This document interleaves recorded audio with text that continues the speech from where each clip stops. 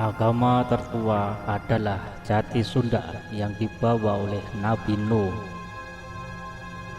Sejak Nabi Adam hingga Nabi Idris sampai Nabi Nuh belum ada nama syariat atau agama, karena pada zaman itu hanya ada satu agama yang dibawa oleh Nabi Adam. Ketika zaman Nabi Nuh, umatnya mulai melakukan penyimpangan syariat dengan membuat ajaran agama tanpa bersandar kepada Nabi. Maka Nabi Nuh menamakan syariat atau agama yang dibawanya dengan nama Jati Sunda untuk membedakan dari ajaran syariat lain yang menyimpang. Bukan hanya penamaan syariat, tapi juga Nabi Nuh menamakan tarekat yang dibawanya dengan nama Karahayuan untuk membedakan dengan tarekat lain yang tidak bersandar kepada Nabi. Suatu ajaran syariat atau tarekat itu dikatakan menyimpang, patokannya adalah apakah ajarannya mempunyai sanad atau mata rantai jasa sampai ke Nabi atau tidak. Sanad atau mata rantai jasa diperlukan dalam menyebarkan ajaran syariat atau tarekat kepada umat untuk menjaga kemurnian ajaran sehingga tidak terjadi penyimpangan. Pada zaman Nabi Ibrahim ada perubahan syariat dan nama dari agama Jati Sunda yang dibawa oleh Nabi Nuh menjadi agama Sunda Wiwitan. Perubahan syariat nama agama bisa terjadi karena disesuaikan dengan kondisi umat Nabi pada zaman itu. Perubahan syariat dari Jati Sunda menjadi Sunda Wiwitan juga diikuti oleh perubahan tarekat dari Karahayuan menjadi dua cabang, yaitu tarekat Sundania dan Kejawen. Meskipun nama agama berubah dan tarekat menjadi bercabang dua, hakikatnya sama, yaitu mengajak umat untuk mulih ke jati, mulang ke asal. Bahkan Nabi Muhammad pun meski sudah membawa syariat Islam, tapi tetap disuruh untuk mengikuti milah Ibrahim atau ajaran Ibrahim.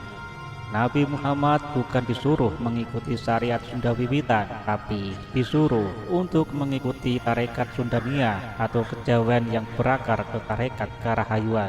Intinya, milah Ibrahim itu adalah ajaran atau ilmu mulih ke jati, mulang ke asal.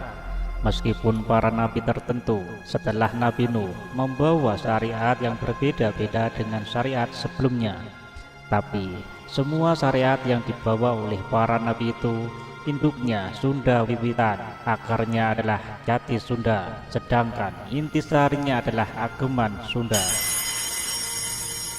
Tarekat tertua adalah tarekat Karahayuan yang dibawa oleh Nabi Nuh. Tarekat Karahayuan yang dibawa oleh Nabi Nuh mempunyai sanad atau mata rantai jasa hingga ke Nabi Adam.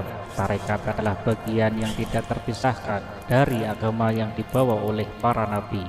Agama yang dibawa oleh para nabi terdiri dari syariat atau amalan lahir dan tarekat amalan batin. Untuk kembali kepada Allah tidak cukup dengan syariat saja atau tarekat saja, tapi harus mensucikan lahiriah dengan amalan lahir, syariat, dan mensucikan batin dengan amalan batin, yaitu tarekat. Bedanya, para nabi itu menyebarkan syariat secara umum dan terbuka, sedangkan tarekat secara khusus dan tertutup. Untuk syariat, siapapun bisa melakukannya, tapi untuk tarekat, hanya orang-orang yang terpanggil dan sungguh-sungguh ingin pulang atau kembali kepada Allah yang bisa melakukannya. Setelah melakukan syariat, berikutnya adalah melakukan tarekat, karena tarekat adalah jalan untuk pulang kepada Allah dari jisim ke ruh, ke asma ke sifat, dan berakhir di zat. Tarekat tertua kedua adalah Sundania dan Kejawen yang dibawa oleh Nabi Ibrahim. Ketika zaman Nabi Ibrahim, tarekat Karahayuan bercabang menjadi dua, yaitu tarekat Sundania dan tarekat Kejawen. Meskipun jadi bercabang dua, tapi isinya sama, hanya beda penamaan dan bahasa saja. Tarekat Sundania itu Hana Caraka Rata Sawala, kalau tarekat Kejawen itu Hono Coroko Toto Sawolo. Perubahan penamaan dan bahasa tarekat itu seiring dengan penyebaran umat yang semakin meluas serta perubahan bahasa dan budaya setempat. Setelah mensucikan lahiriah dengan melakukan amalan syariat untuk pulang menuju Allah, maka berikutnya adalah mensucikan batin dengan melakukan amalan tarekat. Setelah melakukan syariat, maka tarekat adalah satu-satunya jalan pulang menuju Allah ke dalam diri melalui martabat alam ruh, asma, sifat, dan zat. Untuk pulang, jalannya adalah ke dalam diri, bukan keluar diri. Tidak akan pernah bisa pulang kalau melalui jalan keluar diri. Meskipun sekarang banyak sekali jumlah atau cabang tarekat, tapi semua tarekat menginduk ke tarekat Karahayuan. Sejarah kewalian tertua. Syekh Sanusi dari Tasik adalah wali mursyid tertua tarekat Karahayuan. Syekh Sanusi adalah wali mursyid pertama yang mempunyai ijazah dari Nabi Nuh untuk menyebarkan tarekat Karahayuan. Pewaris atau penerus yang mempunyai sanad ke Nabi ada dua jalur, yaitu penerus penyebar syariat yang disebut faqih dan penerus penyebar tarekat yang disebut mursyid atau sunan. Ada 5 tingkatan manusia yang melakukan perjalanan pulang menuju Allah. 1. Basyar adalah orang yang masih berada di martabat alam jisim. 2. Anas adalah orang yang sudah masuk martabat alam ruh. 3. Insan adalah orang yang sudah masuk martabat alam asma. 4. Insan kamil adalah orang yang sudah masuk martabat alam sifat. 5. Kamil adalah orang yang sudah masuk martabat alam zat. Maka ada 5 tingkatan hati orang yang melakukan perjalanan pulang. 1. Basar itu belum mempunyai hati karena belum masuk martabat alam ruh. 2. Sadar adalah hatinya Anas. 3. Kalbu adalah hatinya insan. 4. Fuad adalah hatinya insan kamil. 5. Lub adalah hatinya kamil. Sunan Rohmat dari Garut adalah wali mursyid, sunan tertua tarekat Sundania. Sunan Rohmat adalah sunan pertama yang mempunyai dasah dari Nabi Ibrahim untuk menyebarkan tarekat Sundania.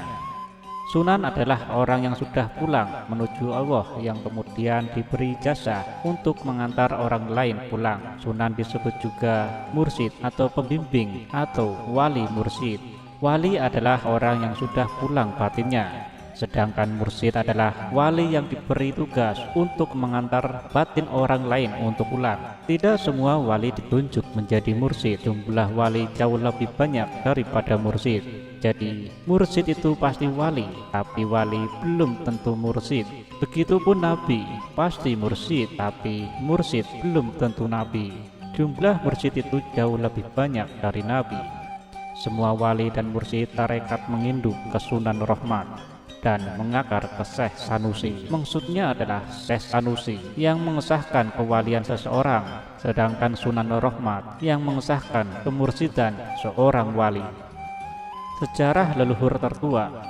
Beberapa penduduk asli Kabuyutan Gelunggung yang selamat dari banjir Nuh menjadi leluhur tertua dunia karena mereka adalah orang asli Sunda Lain, keturunan Nabi Adam dari peradaban Atlantis yang berpusat di Bandung. Sedangkan dari Nabi Nuh yang terdampar di Kabuyutan Gelunggung menjadi leluhur tertua kedua yang kemudian menurunkan berbagai ras yang menyebar ke seluruh dunia.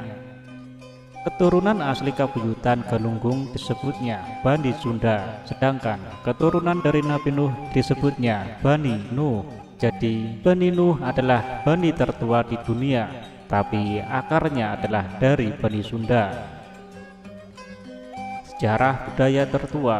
Budaya tertua adalah budaya Sunda, karena budaya Sunda adalah budaya yang berasal dari peradaban tertua, yaitu peradaban Atlantis.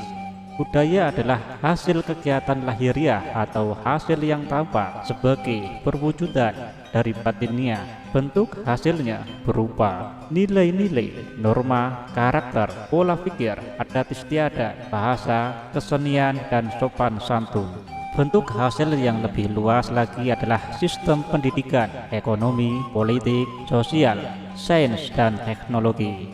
Bentuk hasil yang semakin kaya dan meluas yang dilakukan berabad-abad bisa membentuk sebuah peradaban.